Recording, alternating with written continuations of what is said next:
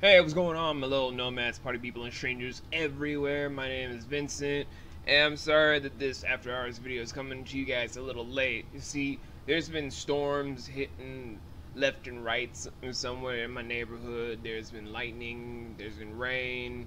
I also had some stuff going on at work, but we're gonna make a giant video about how all that's been going at the end of the contract because I don't want to talk about my job while I'm still a contracted worker. Anywho, today we are doing a after hours review of X-Men Apocalypse. Now, before anyone would be asking about what are my opinions on the film, there are some people out there that have to make something really clear on. I actually remember the comics and the animated series from the 90s and 2000s where I know the story of Apocalypse, and I've also played X-Men Legends 2 Rise of Apocalypse where it had a different interpretation of said storyline. So I'm not trying to have an opinion on does the continuity match up with the comics, because every single time they do the story of Apocalypse, there's always a change in the narrative for whatever reason. So I don't care about any changes to the Horsemen, I don't care about any changes to certain events. The Rise of Apocalypse arc is always going to be different in any fictional medium. I'm trying to get that out of the way so I don't have any comic book fans going like, but they got this part wrong because, this person wasn't Stop, okay? Just stop. Fiction can always be rewritten as long as it has the same basis for its formula. Who's the main antagonist? Apocalypse. Who are his followers? The Four Horsemen. Who's the most titular of the Horsemen? Angel, and also Magneto in a lot of the continuity. Do they have those two of the males? Yes. Are they alternating between the females again? Yes. Is it going to be a hindrance on the plot? No. Then we're going to drop that part. We're going to drop that part.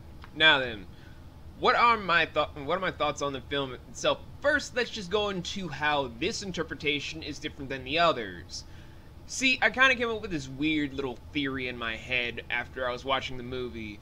You see, Days of Future Past states that a lot of the events that happened within the original trilogy of X-Men is altered beyond belief to where it is in the original day. So maybe the events of X-Men's 1, 2, and 3 aren't exactly the same events that we've come to know and respect, even though X-Men Last Stand is one of the worst film adaptations of all time.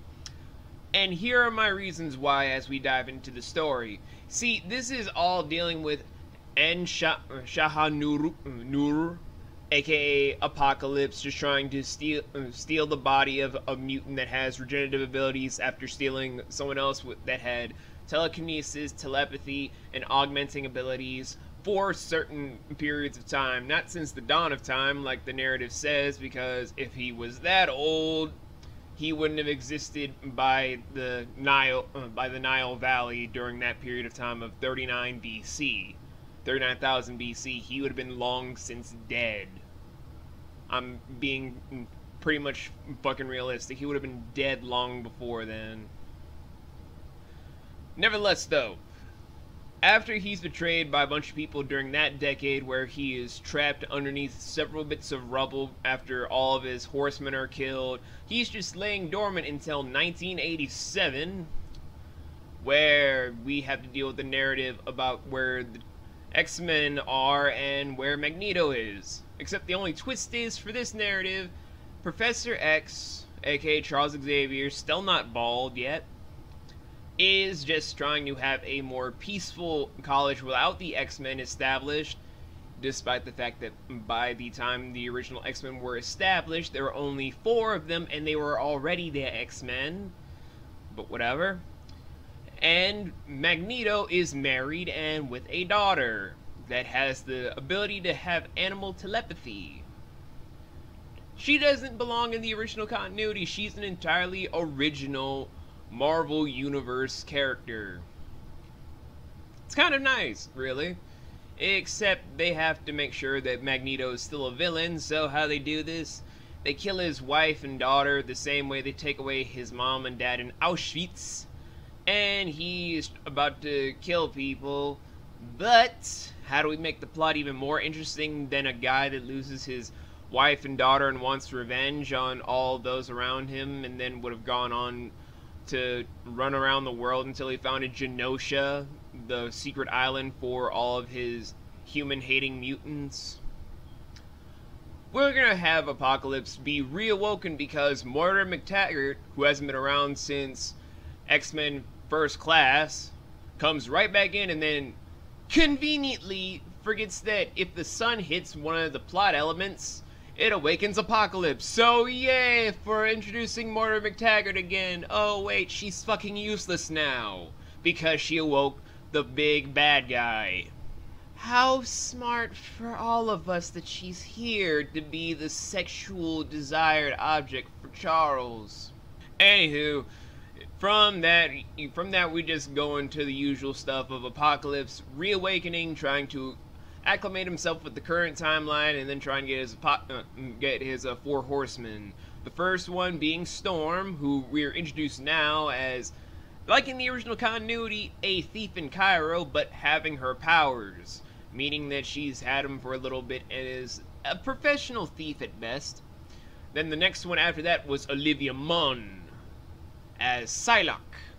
Now, for everyone wondering this, the only thing I have a problem with it is that I wouldn't have casted Olivia Munn to be Psylocke. I would have casted Ivy Doom Kitty too. If you guys don't know who Ivy Doom Kitty is, I'm pretty sure that this is the only time Max is going to use the new editing software to show a picture of her somewhere on the screen. I mean, I don't know where it is, but it's probably there.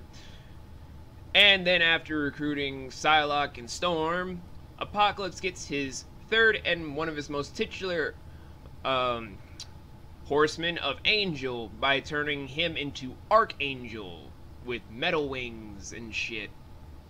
And then the fourth one, we go back to Magneto when he's about to kill all of his co-workers because they had to make the plot move by turning him into the authorities for what he did in DC in the 70s. Although, to be honest, now they mention it like that, the actors haven't really aged a day for what the continuity's trying to play out. Wow, they have not aged at all. Damn. Anywho, getting all the horsemen together, and then we have to establish what's the big thing that brings the X-Men involved. Kidnapping of Charles Xavier because he's the most powerful telepath on the planet. Oh joy. Anywho, following that, who are our X-Men for this film though? Sophie Turner as the sexiest version of Jean Grey ever. I'm sorry, Jennifer Lawrence as Mystique. I know that you're always going to be the #1 sexy mutant, but right now I'm going to cheat on you with Sophie Turner. I forget the actor's name, but he played as the young Cyclops. I'm going to stop saying the actors. Nightcrawler, Quicksilver, and Beast. Along with Mystique for whatever reason to make her a hero in this continuity. And they're all banding together to try and find Charles Xavier while interacting with various different events that should not be happening in Rise of Apocalypse. Why do I say this? See, in order to get back on track with the main plot, we then have to introduce the plotline of Weapon X. And for all of you guys who do not know what Weapon X is, it's the story behind how Wolverine became Wolverine, how he got his adamantium claws, and why he has his permanent amnesia going on. Not that bullshit in X-Men Origins. The story of Weapon X, where an army person by the name of Stryker took him out of nowhere to go into a Canadian facility called the Weapon X program, where they experimented on him, putting all this adamantium ooze inside of his skeletal structure, turning his bone marrow and even his whole bone work into solid adamantium metal. But doing so caused him to have mental defects. And so that is the real reason why he does and actually has amnesia for a long period of time, even forgetting that he is old as fuck. However, you want to know why this shouldn't be involved with the Apocalypse storyline? Because the Apocalypse storyline in this one shouldn't be affecting the whole Weapon X program. The Weapon X program should have happened during the early 1900s. The early 1900s, when the metal was first discovered in the Marvel Universe and then manufactured in Canada. That's when it was supposed to originally happen. So it wouldn't actually be in the same continuity strand as the Apocalypse thing, but that's my only gripe with it as a former comic book fan. But I digress, though. It was awesome to have Hugh Jackman as his second to last role as Wolverine for the entire franchise of X-Men. So it was nice to see him as that. And then we have to get back to the main story from how they defeated Apocalypse. For all intents and purposes, I'm not going to talk about the final scene. I'm just going to say, like every other interpretation, Apocalypse gets defeated. I'm not going to say how for this film adaptation. Someone's probably going to talk about how and why and how that works. But in all honesty, Apocalypse is going to always die. He is never the villain that will stay permanently. He's not even the villain that will stay throughout the entire saga of any saga known to man. He's just the ends of any means to where shit happens. And by the end of the film, Professor X is finally bald like he's supposed to be, but not for the right reasons. And, big shock of shock, Mystique is staying on with Charles, where she is training the future of all of mutant kind by training the X-Men. And boy, does that ending seem awesome. But not as awesome as the post-credit scene where we're introduced to an eluded person that is Dr. Sinister, which is a mutant that's trying to create the perfect mutant throughout all the DNA of other fallen mutants. And Weapon X just so happened to follow them right to where they're supposed to be. We're supposed to lead into the final Wolverine movie, which is a tie-in to a mini-series I've heard called The Death of Wolverine. We'll get to that at some point. But anyway, for my own actual thoughts away from the plotline, what were my thoughts and theses on this whole film? Honestly, I think this was the biggest rewrite to what the original trilogy was. But here are my reasons why. You see, throughout the entire course of the first and second film, they were trying to hide the fact that Jean Grey was a very powerful psychic with this dark force inside of her. But in this film, instead of having it where in the third film we find out that Professor X was holding the Phoenix Force inside of Jean for some stupid reason, even though the Professor can't block out the Phoenix Force. It actually just shows that Jean can tap into it and actually still be sane enough to control it at some point, and has done so, like, I don't know, plot convenience reasons. So that kind of erases that strand that will happen between the second one, where she would be forced to overextend herself and then self-sacrifice herself, I think. And also undoes the events of the third film, obviously, because as you've seen in the finale for Days of Future Past, she's alive, and Cyclops is alive. I'm not even sure how to take that part.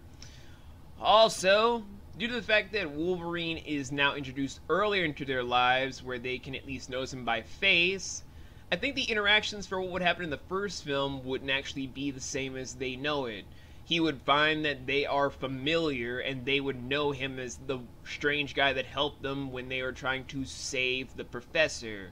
Along with the fact that since Quicksilver joined up with the School for Mutants, I believe that if Quicksilver met Wolverine then, he would know a little bit more about Wolverine when he met up at a certain point between X-Men 1 and 2, to then actually have more of an interaction with him and the cast and characters, instead of just being a note character for a long period of time.